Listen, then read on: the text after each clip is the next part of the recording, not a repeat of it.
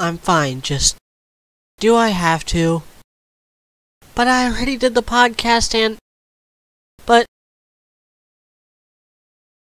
Fine. I'm Mediocrity 4, and RWBY World of Remnant is a dumpster fire. There, now you happy?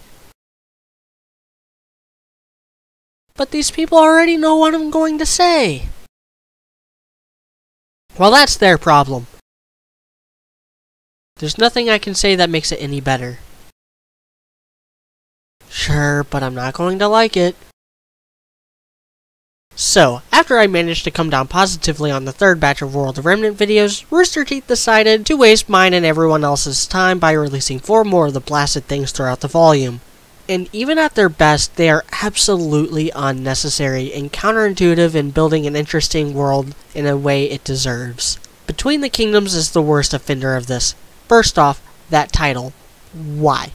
That's a mouthful and there's no easy way to say it. But that's the least of its worries. It just restates a bunch of junk we already know. The POV is all kinds of screwed too. Who is Crow supposed to be talking to? I'd assume his students, but it's awfully presumptuous for him to say they're a huntsman.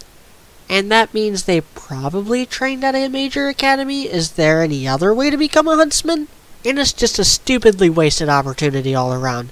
The social evolution in the show is already all kinds of wanked. You might ask, with the wilderness being so dangerous, why not just live in the big cities? Well, that life isn't meant for everyone. These small towns are founded by people that have a problem with the kingdoms, or don't want to deal with the kingdom's problems, or maybe just enjoy the simpler life and would rather take their chances in the wild than in a kingdom. The ever-present threat of a Grimm would make security people's way of life. You know what would have been a billion times better that I came up with in 2 minutes because I'm not a hack? Resources. There, problem solved. I'm serious. All this video had to do was explain why normal people would put their lives on the line and establish villages.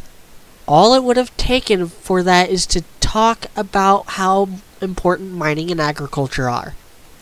How, after so many years of writing in this series, does Miles, Luna, and Carrie Shawkar still have momentary lapses of complete incompetence? And the Faunus one is even worse. Not as a video or World of Remnant. On that front, it's par for the course, which is still awful, but only as bad as, say, the Huntsman episode. World of Remnant is better when it's telling a story than when it's trying to give exposition. The story about the Faunus teaming up with humans to defend against the Grimm makes so much sense that it should have just been a given. And it's the best way to illustrate why Vale and Vacuo are better to the Faunus than Mistral and Mantle. But the writers don't know how genetics work. Faunus are a different species, so their differences must be genetic. So, riddle me this. How does someone get a genetic trait of a stinger complete with poison from parents that have neither tail nor poison traits? That would be like a Caucasian and an African giving birth to an Asian. So, Faunus traits are completely arbitrary, but if 2 parents are the same type of Faunus, then their kid will also be that same type of Faunus. But if, say, a cat Faunus and a monkey Faunus gave birth, they can create something so it's not genetic. The whole system is chaotic and makes no sense. It's so ass backwards, the only way it gets rectified is if Faunus are actually magic in origin and everyone just forgot. Moving on from that, we have the SDC, which is less a World of Remnant and more a Crow narration on the Schnee family history. The video has a reveal that is too good for it. And other than the one episode that came out the week after this, it hasn't come into play. We don't even know if Nicholas Schnee is real. I mean, alive. Santa's the one that isn't real. Spoiler, kids. By the way, if RT was going to rip off a Christmas movie, why Santa Claus 3? AKA the worst Tim Allen Santa Claus movie? All in all, it was a good reveal, but in a better show, that reveal would have been delivered through dialogue. Ideally, when Weiss and Winter were talking in Volume 3, since, you know, that was when Weiss' conflict with Jacques started, and that would have gone a long way in explaining Weiss' motivations and clear things up. And thankfully the final World of Remnant is actually good for World of Remnant standards. Like I said, Miles and Carrie are better at simple fairy tale stuff than building a deep and detailed world. My biggest complaint with the Maidens video was how it just restated stuff from a previous episode. This doesn't have that same problem, and it's a bit more compelling, though finding out the Great War was only 10 years long takes a lot of venom out of the conflict.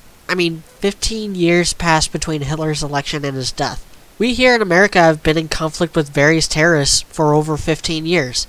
There was a war in Europe that lasted over 100 years. It's also good setup for the relics, and even better than the 20-minute long episode primarily dedicated to introducing the concept. I'm also leaning towards the king being the previous Ozpin, which also takes momentum out of the whole I've made more mistakes than any man, woman, and child on this planet. I don't see Ozpin being the kind of person to have the world bow to him, then turn down that power. Those are really all the things I have to say about these World of Remnants. I hope I never have to talk about World of Remnant again, but who am I kidding? Miles and Carrie probably think they're doing a good job because this fandom is full of people who refuse to hold them to a higher standard. Hopefully I'm wrong, but I'm not. So until next time, thanks for watching.